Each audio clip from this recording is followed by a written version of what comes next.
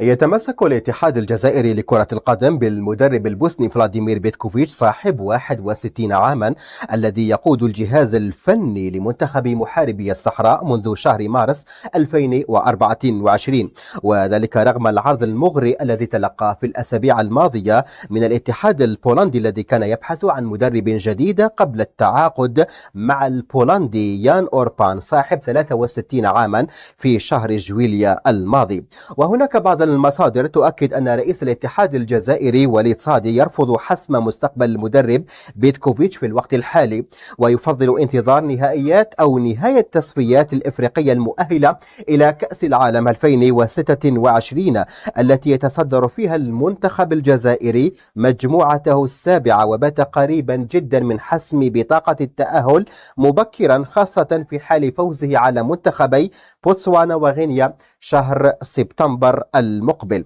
وينص عقد بيتكوفيتش الذي يمتد حتى جانفي 2026 على أنه عقد أهداف، أي أن استمراره سيكون مشروطا بالتأهل إلى نهائيات كأس العالم، وفي حال تحقيق هذا الهدف فإن الطرفين سيتفاوضان بشكل تلقائي على تجديد العقد.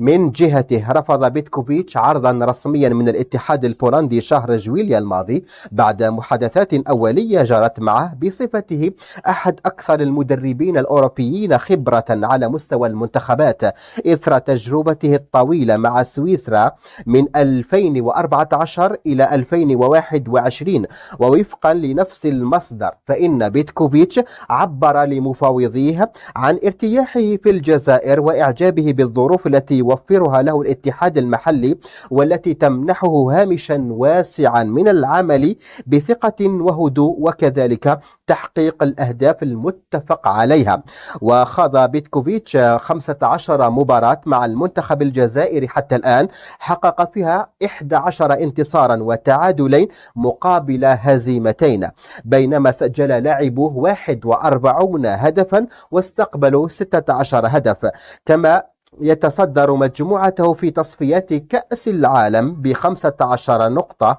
بفارق مريح عن أقرب ملاحقيه، وتأهل المنتخب في عهده إلى كأس أمم إفريقيا 2025 في المغرب.